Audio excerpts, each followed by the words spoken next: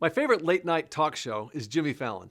Love Jimmy Fallon. And my favorite bit that he does is his Friday night segment, Thank You Notes. And this is where he sits down and sarcastically kind of writes thank yous.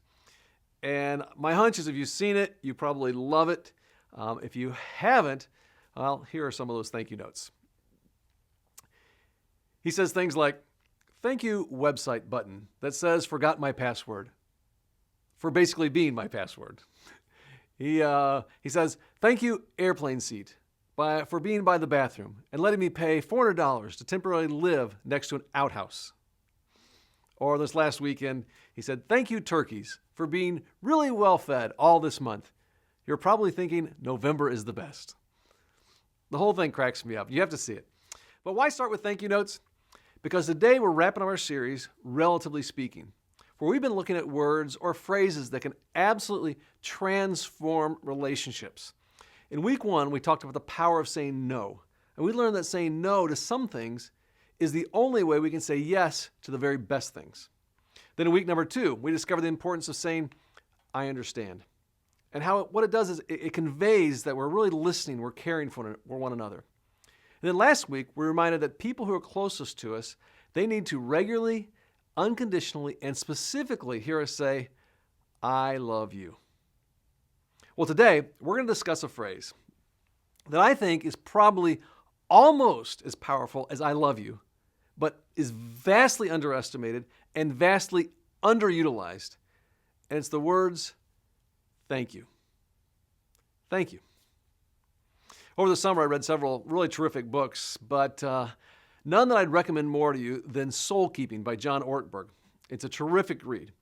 And in particular, chapter 15, which he titles, The Soul Needs Gratitude. Some great insights. Well, in it, he talks about the power of these two words, thank you. And Ortberg challenges everybody to take a 2-day gratitude experiment. And in this 2-day gratitude experiment, he challenges to, he says, on day 1, here's what I want you to do. I want you to start on day 1 with every conversation. Make every conversation you start all day long with a complaint. You can complain about your health. You can complain about your job. You can complain about money problems. You can complain about family issues. Whatever you do, just complain. And then he says, and if you want, you can take it to the next level, and you can actually complain about the person that you're with. Tell them you don't like what they're wearing. Tell them you don't like their personality. Or just simply greet every person you see with like, wow, why are you in such a grumpy mood? That was day number 1. Sound fun, huh? Then he said in this experiment, this gratitude experiment, 2-day gratitude experiment, on day 2, start every interaction with a thank you. When you meet a friend, tell them, say, you know what? I just want to say thanks for being my friend. I'm so glad that God put you in my life. Or to a loved one that's in your family, just tell them, you know, I bet it's been a while since I said this, but thanks for being a part of my life. And then just spend the whole day thinking about what you're genuinely thankful for. You're thankful for your health, for relationships, for your job, for your church, for a terrific pastor who delivers consistently inspiring messages, right? Well, anyway, after this 2-day gratitude experiment, Ortberg says, ask yourself which day left you feeling more alive, which day left you feeling more vibrant, which day left you feeling actually closer to God. Now, my hunch, without even doing the experiment, you know the answer, right? Day number 1. No. Day number 2. Ortberg makes this point. He says this, and I love this line. He says, the soul thrives on gratitude. Let that sink in. The soul thrives on gratitude. One more time, so you get that. The soul thrives on gratitude. You see, when we go through the day feeling grateful and expressing thanks, it changes our whole day, our whole disposition. In fact, there's quite a bit of medical research that tells us that grateful people actually have less stress, a stronger immune system, and just overall better health. We've been in the Proverbs throughout this whole series. And the Proverbs put it this way. It's in 17, verse 22. It says, a cheerful disposition is good for your health. Gloom and doom leave you bone tired. You know what it's saying? It's saying gratitude. Gratitude is good for your health. Ingratitude, it leaves you bone tired.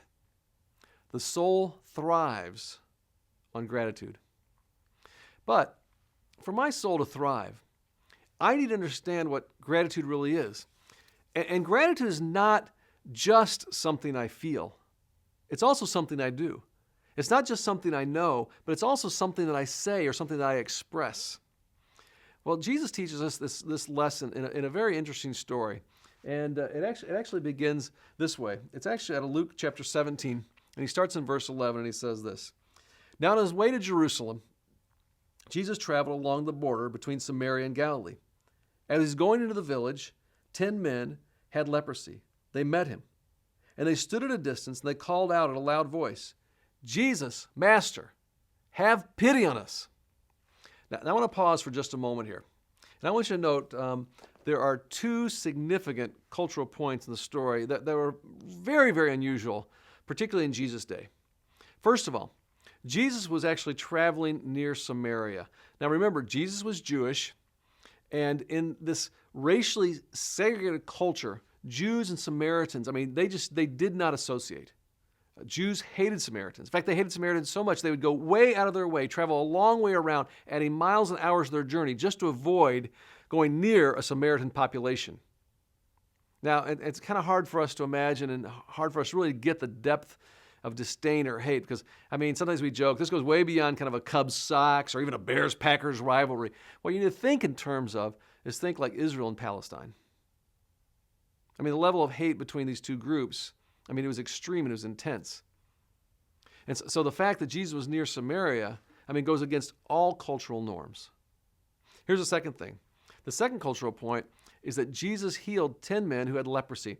Leprosy was this disease that attacks the nervous system. But it normally shows itself kind of through the skin. Tumor-like growth would appear on the skin and cause the skin to actually crack open. But at the same time, this is kind of almost the paradox of this disease, it would also cause a loss of sense of pain. So it was actually possible that someone could have leprosy, and if they did, they had boiling water poured on their skin, boiling water, they would actually feel absolutely no pain at all. And severe deformities and a loss of extremities were actually very common. So anybody who had leprosy in Jesus' day was feared, they were seen as an outcast, and they were actually removed from the normal day-to-day society. And if anybody actually came close to them, they were required by law to actually shout out, unclean, unclean. And that was just to warn people to stay away from them. And all this kind of explains why these men probably stood at a distance and called out to Jesus, Jesus, Jesus, Master, have pity on us. Okay, with those two things, the background info, I want to pick up the story from there, and it says this, and we'll start in verse 14. When he saw them, talking about Jesus, when Jesus saw them, he said, go show yourselves to the priests. And as they went, they were cleansed. One of them, when he saw that he was healed, came back, praising God. In a loud voice, he threw himself at Jesus, right at his feet, and thanked him. And he was a Samaritan. And Jesus asked, were not all 10 cleansed? Where are the other 9? Was no one found to return and give praise to God except this foreigner? Then he said to him, rise and go, your faith has made you well. So what happens here is Jesus sends the men to the local priests because the priests were actually the one who had the power to declare someone healed. And they could actually grant permission for that person then to enter back into society. And as they set out to find the priest, suddenly and just miraculously and spontaneously, these 10 were healed. But only one of the 10 has the gratitude to think, hold on, wait a minute. Leprosy doesn't just go away. I'm healed. I need to go back and say thank you. And he doesn't just go back for kind of a low-key kind of fist bump as to say, hey, thanks, bro. No, what he does, he intentionally goes out of his way, seeks Jesus out, throws himself at Jesus' feet, and loudly praises God and says, thank you to Jesus. Now, the big idea of Jesus' teaching is found, and I think the question that he asks in that passage, and he says this, were not all 10 cleansed? Where are the other 9? Has no one returned to give praise to God except this foreigner? See, what Jesus wants us to understand is this. Gratitude is not just something you feel, but it's also something you do. It's not enough just to feel thankful and grateful. We need to say it. We need to feel it and express it. Why? Because each of our souls thrive on gratitude. You see, in Jesus' day, they understood better than we do that our soul thrives on gratitude. So what they would do is they actually would train themselves to be thankful by praying through what they called the 18 benedictions. They had 18 benedictions where basically were kind of 18 prayers or 18 different ways of saying thank you to God for the good things in my life. So several times a day, the Jewish people would stop and they'd select one of these 18 benedictions. And they'd thank God for his understanding, or thank God for his forgiveness, or thank him for his healing or deliverance, and any of those 18 things. And what it actually served as was a form of kind of gratitude training. Now, because I want all of our souls to thrive, I want every one of us, starting today, including myself, to go through a gratitude training program. And actually what I'd like for you is, let's just start in the month of December. So here's what I want you to do. What I want you to do is every day during the month of December, I want you to write down 10 things that you're thankful for. 10 of them every day without any repeats. 10 brand new ones every day. I want you to feel it. I want you to write it down. And then when you have the opportunity, maybe with a friend, a family member, a neighbor, a coworker, I want you to say it out loud. Thank you. Feel it and express it. And in fact, you can start right now if you want. If you want to get a little ahead of the curve, you can start right now. I know you can do this while I'm talking. You can still listen. You can start on your first list of 10. Now, here's the deal. We might not have the 18 benedictions around to help us right now, but I did come up with a list of 3. And instead of benedictions, I'm going to shorten the 3. I'm going to call them the 3 bennies, okay? And Benny, it's interesting. We kind of think of bennies like the benefit package to our salary, but Benny's actually an old Latin word for good. Benny was an old Latin word for good. And so here are 3 bennies that remind us of the good in our lives. And as you think through these things, maybe they'll also help you think through your list of 10 and also to be more grateful. So here's the first one. The first benny is benefit. Benefit. Make sure you're grateful by recognizing the ways that you have benefited from the goodness of others. If we think back to our story about the 10 lepers, one leper recognized how he'd benefited from the goodness of Jesus. He recognized he was the recipient of something wonderful. And it's easy for us to take for granted the good that we have in our lives. And even the common, everyday things like a roof over our heads, food on the table, family, if we have it, transportation. I mean, you go on and on and on. Every day we should stop and consider the benefits, the good things that we received. That's the first benny. The second benny is to recognize there's a benefactor, all right? This is to understand that the good in our lives, it's not just luck, it's not just coincidence or circumstances. Good happens because of good people in our lives. If we go back to our story, it says, when he saw he was healed, the man, he came back praising God in a loud voice, and he threw himself at Jesus' feet and thanked him. We don't know what happened to the other 9 men, but we do know that only one ran back to Jesus and said, thank you. He recognized that Jesus was the one that had brought the good into his life.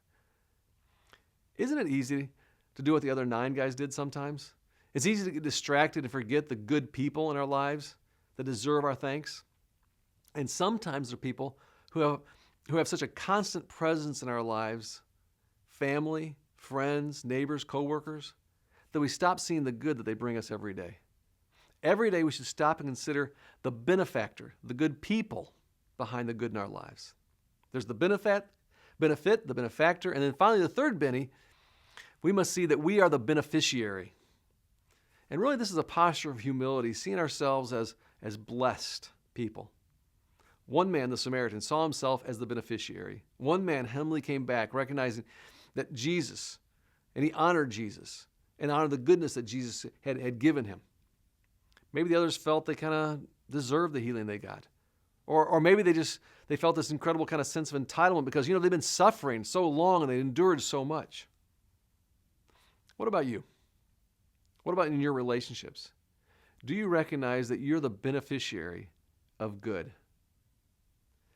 Are we grateful? Or do we see ourselves sometimes as entitled? Every day you should stop and consider that we are a beneficiary of countless blessings. It can be really easy to forget the 3 bennies in our daily lives. Most of us have kind of played the part of the other 9 lepers and at times failed or forgotten to say thank you when thank you was clearly deserved. Maybe we're going through a difficult time and just overwhelmed by circumstances and we just couldn't see past them to recognize the good that is in our lives. Or maybe we've grown comfortable and we began to take people for granted that we shouldn't. Or maybe we're fighting back in anger or bitterness and we just haven't had the ability to go ahead and say the words, thank you. For one reason or another, I think all of us admit that we've missed chances to say thank you when thank you is clearly deserved. And what we need to do, we need to train ourselves to see the good, or the three bennies in our life. And when we train ourselves to be thankful, I love that phrase, our soul thrives. And when we are grateful with people, it not only changes us, but it starts to change those people around us, because we not only feel grateful, we begin to express thanks to others. I want to tell you a story that I'll never forget. It was told by Tim Sanders, a best-selling author of Love is a Killer app. He was also executive at Yahoo. He was on a radio talk show in Seattle, and one of the things he said is what you need to do is you need to tell people face-to-face that you appreciate them, what you appreciate about them, and thank them. He went on because he said most people most of the time just feel totally beat up by life. Well, he kind of explained this on this talk show, and he said sometime after the talk show, Tim Sanders got an email from a manager who had heard him, and he referred to him as Steve. And the email simply had the subject line, Xbox. And I just want to read you, I copied this email here. Steve wrote this to him. He said, I have 9 software engineers that work for me, and I've never seen any but one face-to-face. We all work in the same building, but we just do everything by the computer. 10 feet away, email each other. And then he said something like, ever do that? But I decided to take seriously what you said and to tell each of my employees 2 reasons I think they're so wonderful. So I went around each cubicle and I walked in, I put my arm around each of the folks and I told them the 2 reasons I admired them and I thanked them, because I do have a good team. Well, a couple days later, one of my engineers, I'll call him Lenny, comes up to me with this poorly wrapped but well-intentioned gift. It was the best gift a man could ever get in August. It was an Xbox with a copy of Madden NFL. I looked at Lenny, who I hadn't given a raise to since I don't remember when, and I'm like, dude, where'd you get the money for this? And he looked back at me and said the one phrase you never want to hear as a manager who's ignored his people. He said, I sold my 9mm, which got my attention totally on the spot. Then Lenny goes on to say, he said, you've never asked me about my personal life for the entire time I worked here, so I don't know why, but I'll tell you now. I moved here from Denver because my mom died. She was my best friend, and when she died, I felt totally alone, so I thought I'd move to Seattle and start all over again with a new company. I never made a friend at this company. If I died, payroll would tell you, okay? I got depressed. I'm online all the time, so I went online and I searched dead mom solutions, and guess what I found? I found hundreds of websites that offered to tutor me on what they call the final solution. I took a paycheck and I went and bought a beautiful chrome-plated 9mm and a box of bullets. And I began to practice every day for the last 6 months. I'd go home, I'd put on Kurt Cobain, I'd eat my ramen noodles, I'd get the cigar box out that I kept my gun in, I'd get used to putting the bullets in the gun and setting it on the top of my teeth. In the last few weeks, the safety was off, dude, and I was this close. And then the other day, you freaked me out. You come into my cubicle, I don't even know you. You put your arm around me, and you told me I was funny over email. You told me I turn in every project a day early, and that helps you sleep at night. And then you told me, and you actually said, thanks, Lenny. I'm glad you came into my life. He said, I went home that night and I listened to Soundgarden. I ate my ramen noodles, and when I opened the cigar box, the light hit the chrome on that pistol, and the hairs on the back of my neck stood up, and I was scared. And then I said the words out loud that saved my life. Thanks, Lenny. I'm glad you came into my life. He said, I got up the next day, I went to the pawn shop, and I told them that I bought the gun for $1,000. What do you give me for it? They said $250. I said to myself, what am I going to do with the money? And then I realized that for months you've been complaining on email about your financial controller, aka your wife, would not let you purchase an Xbox gaming system that you wanted because you got that new baby at home to feed. So Steve, for my life, this gift is for you.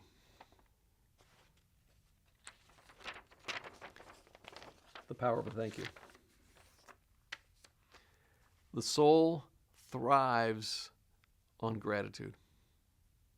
Yours does, and so do the most important people in your life. Let me ask you something right now.